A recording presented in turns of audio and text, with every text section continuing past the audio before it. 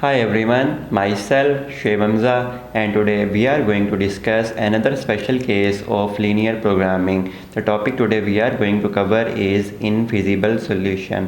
इसके अंदर simplex method नहीं लगेगा, इसके अंदर एम मेथड लगेगा, लेकिन बहुत ज़्यादा इजी है। मैं बड़ी आसान सी ट्रिक्स आपको बताने की कोशिश करूँगा। हाँ, इससे पहले मैं आपको थ्योरी दिखाना चाहता हूँ थोड़ी सी। आज जो हम करने वाले हैं वो है इनफिजिबल सॉल्यूशन। तो इसमें क्या है, in the simplex method if artificial variables are present in the basis then the solution obtain is infeasible.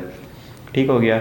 इसमें मैंने अभी आपको कहा है कि हम एम मेथड से सॉल्व करेंगे, क्योंकि हम सिंप्लेक्स में कुछ लोग होते हैं जो कि स्लैक और सरप्लस वेरिएबल भी सिंप्लेक्स मेथड में ही सॉल्व कर देते हैं। लेकिन हमने जो सीरीज़ में अपना किया है उसमें हम क्या करते हैं, अगर कहीं भी ग्रेटर देन का साइन है सिंप्लेक्स मेथड में तो हम उसको लेस देन में पूरी इक्वेशन को माइनस से मल्टीप्लाई करवा के कन्वर्ट कर लेते हैं। लेकिन कुछ लोग होते हैं वो सिंप्लेक्स मेथड में ही प्लस ग्रेटर देन को भी ले लेते हैं, लेस देन को भी ले लेते हैं, उसमें स्लैक और सरप्लस ले लेते हैं। लेकिन इसके लिए हमारे पास एक और मेथड है जिसका नाम है M method, big M method जिसको कहा जाता है। तो उसको हम देखेंगे। अच्छा, इसमें कहा क्या गया है, इन द सिंप्लेक्स मेथड या एम मेथड जो भी वटएवर। तो असल बात ये वाली, if artificial variables are present in basis, ठीक है। इसका मतलब सिर्फ ये वाले 1 2 3 4 5 6 7 8 वर्ड्स की लाइन है। अगर आपको ये समझ आ जाती है तो आपको वीडियो देखने की ज़रूरत ही नहीं है।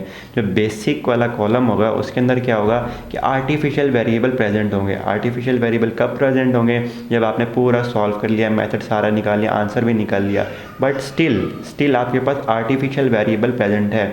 आर्टिफिशियल वेरिएबल तो स्टार्टिंग में भी प्रेजेंट होगा, लेकिन उसमें कुछ की कॉलम बनते हैं, की रो बनते हैं, और कुछ इंटरिंग वेरिएबल होते हैं, कुछ लीविंग वेरिएबल। जो आर्टिफिशियल वेरिएबल होते हैं ना वो लीव कर जाते हैं। अगर वो आर्टिफिशियल वेरिएबल लीव ना करें तो हमारे पास सोल्यूशन क्या होता है, इनफिजिबल सोल्यूशन होता है। ऑलरेडी इतनी समझ आ गई। अब हम इसको करते हैं स्टार्ट। तो I am again using sir Amjad Ali slide. So without wasting any more time, let's start. The topic today we are going to cover is infeasible solution. It is the last special case of linear programming, infeasible solution. इन तीनों की already videos available हैं, आपने ज़रूर देखनी है, क्योंकि इन चारों में से कोई भी एक आ सकता है, आपसे पूछा जा सकता है ये क्वेश्चन है, बताओ इसमें कौन सा स्पेशल केस लगता है।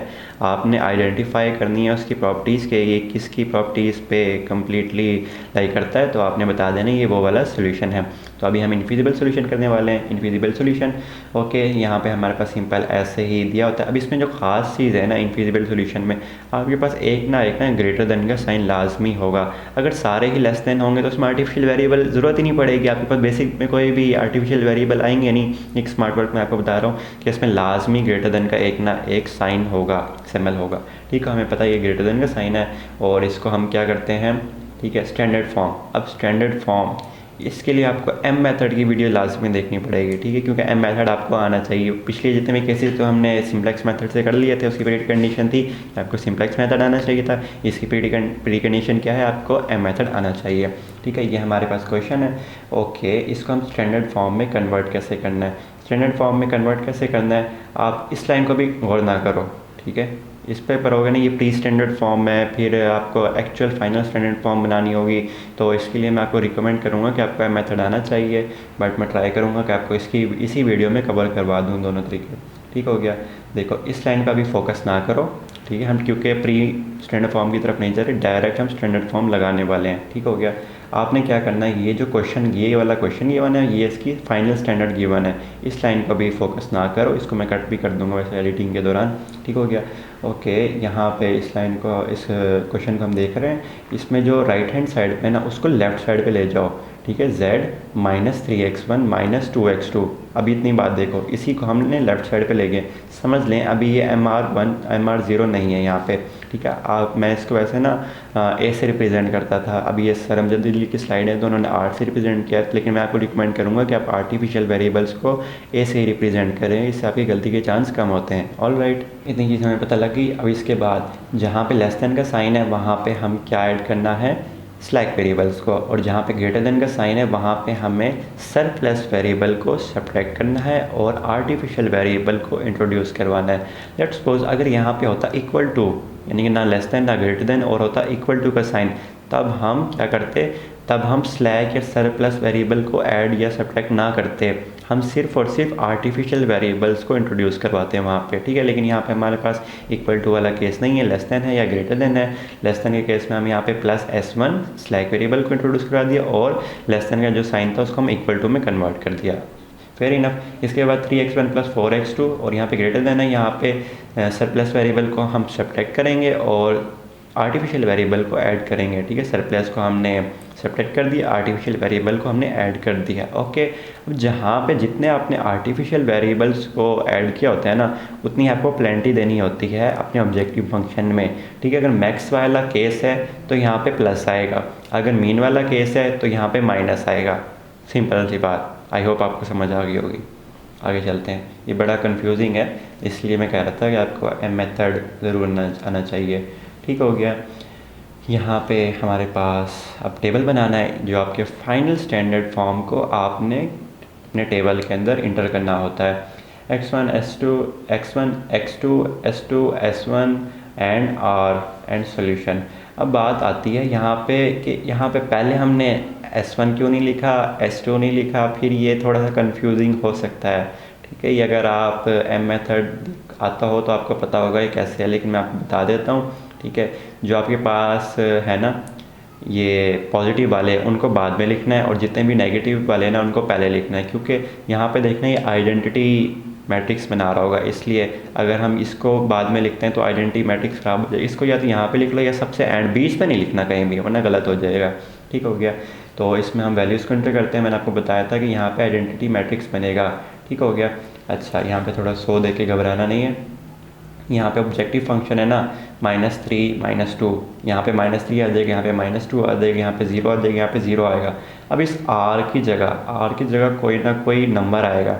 नंबर कैसे आएगा, देखो m की जगह कोई ना कोई बेसिकली वैल्यू होती है। m बेसिकली मीन्स होता है कि बड़ा नंबर, ठीक है। इसको हम इसलिए बिग M भी कहते हैं, तो ये सिंप्लेक्स का बड़ा भाई होता है वैसे।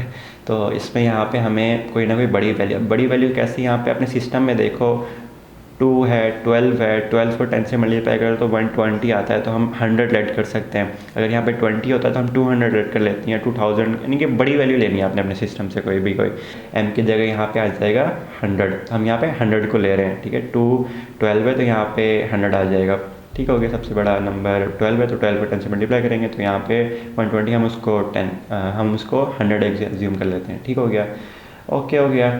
यहाँ पे देखो 100 हमने लिख दिया है, ठीक हो गया। और ये सारी वैल्यूज़ जैसे हम इंटर करते हैं हमने इंटर भी कर दी हैं। ऑल राइट, आई होप आपको ये समझ आ रहा होगा कैसे हमने इंटर किया।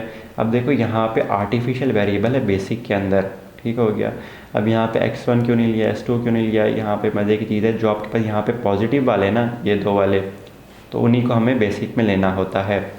उनको जब हम बेसिक में लेंगे तो हमारे पास आर्टिफिशियल वेरिएबल आ रहा होगा। आर्टिफिशियल वेरिएबल जब आ रहा होगा इसको हमें लीव करवाना होगा किसी न किसी तरीके से, तो उससे पहले हम यहाँ पे देख रहे हैं। लेकिन इस M मेथड में थोड़े से एक्स्ट्रा स्टेप होता है। एक्स्ट्रा स्टेप कैसे होते हैं, जो ये होता है ना 100, इसको हमें 0 बनाना होता है। इस पूरी रो को हम किससे मल्टीप्लाई करें और इसमें ऐड करें कि ये 0 हो जाए।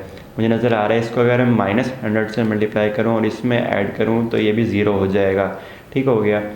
तो यहाँ पे हम देखना है इसको 0 बनाना है, तो इस पूरी रो को हम -100 से मल्टीप्लाई करेंगे और इसमें ऐड करेंगे तो हमारे पास ये 0 बन जाएगी और सारे इफेक्ट बन जाएंगे। अब आपको क्या सेलेक्ट करना होता है, आपके पास यहाँ पे देखें, आपके पास नॉन बेसिक वेरिएबल्स में मोस्ट नेगेटिव कौन सा है, -4 नज़र आ रहा है कि मोस्ट नेगेटिव है। जब आप इसको की कॉलम सेलेक्ट कर लोगे, ठीक है, इस तरह की कॉलम सेलेक्ट कर लिया। अब आपने 2/1 करना है, 2/4 करना है, यहाँ पे 2 आ जाएगा, यहाँ पे 3 आ जाएगा। मीन वाली रेशो आपको सेलेक्ट करनी है, मीन वाली रेशो सेलेक्ट करनी है। यहाँ पे फॉर्चुनेटली आपके पास 1 है, ठीक हो गया, तो आपको किसी से डिवाइड करने की ज़रूरत नहीं है। यहाँ पे x2 एंटर होगा, S1 लीव कर जाएगा, ठीक है। ये ऐसे ड्रैग करता है, माउस से कर्सर पे फोकस करिएगा, यहाँ पे ऐसे ड्रैग करता हुआ S1 की जगह पर आ जाएगा। जब S1 की जगह पर आ जाएगा यहाँ पे x2 आ जाएगा, ठीक है। हमने रो भी लिख दी है, ये वाली रो लिख दी है, ठीक हो गया। जब ये वाली रो लिख दी है, इसके ऊपर भी 0 बना देंगे, इसके नीचे भी 0 बनाते हैं। जब हम Z में 0 बना देंगे, 404 की जगह आप 0 बनाएंगे तो कुछ ये वाली रो बन जाएगी। जब ये वाली रो बन जाएगी, हमने इसके ऊपर तो 0 बना लिया, इसके नीचे भी 0 बनाने होंगे, इसके नीचे 0 बनाएंगे, कुछ ये वाली बन जाएगी। अब आपको मज़े की चीज़ नज़र आ रही है, ठीक है। ऑप्टिमल सोल्यूशन हमारा रीच हो चुका है, क्योंकि यहाँ पे कोई भी नेगेटिव नंबर नहीं है। ठीक है, नॉन बेसिक के अंदर ये जो है 0 ये भी बेसिक बन चुका है, तो हमारे पास कोई नेगेटिव सेट करना होता है, कोई भी नेगेटिव आपके पास नहीं है। ठीक है, अब क्या करें, अब आपको पता चल चुका है आपके पास आगे सॉल्व भी नहीं होने वाला, लेकिन स्टिल आपके पास आर्टिफिशियल वेरिएबल बेसिक, ये वाला जो कॉलम होता है ये होता है बेसिक का, स्टिल आपके पास आर्टिफिशियल वेरिएबल एग्जिस्ट करता है। इसका मतलब है ये इसका जो सोल्यूशन होगा वो होगा इनफिजिबल सोल्यूशन। बस इतनी सी बात थी, वेरी इजी। ठीक है, इसको हम कह देंगे सोल्यूशन इनफिजिबल, थ्योरी को हमने देखने की जरूरत नहीं है। ठीक है, हाँ, अब ग्राफ से कैसे करते हैं, graphically we can visualise the infeasibility case. ठीक है, हमारे पास क्वेश्चन क्या था, हमारे पास क्वेश्चन था ये लेस देन टू वाला एंड ग्रेटर देन 2 वाला। जब इसके पॉइंट निकालोगे, ग्राफ से प्लॉट करोगे, लाइन आएंगी, तो देखना कोई भी कॉमन रीजन नहीं आएगा। इनफिजिबल की सबसे बड़ी निशानी है कि कॉमन रीजन नहीं आएगा। एक एरो अपवर्ड होगा, एक एरो डाउनवर्ड होगा, तो कोई भी कॉमन नहीं होगा, तो आपके पास रीजन कोई बनेगा नहीं, रीजन कोई बनेगा नहीं, तो प्रॉफिट कहीं भी मैक्सिमाइज नहीं होगा, प्रॉफिट कहीं भी मैक्सिमाइज नहीं होगा, तो उसका आंसर क्या होगा, इनफिजिबल सॉल्यूशन। आई होप आज का लेक्चर आपको ज़रूर समझ आया होगा। और इसके अलावा मैं आपको वापस से वो थ्योरी दिखाता हूँ जो हमने कहा था, infeasible solution if artificial variables are present in the basis, तो हमारे पास कौन सा सोल्यूशन होगा, इनफिजिबल सोल्यूशन होगा।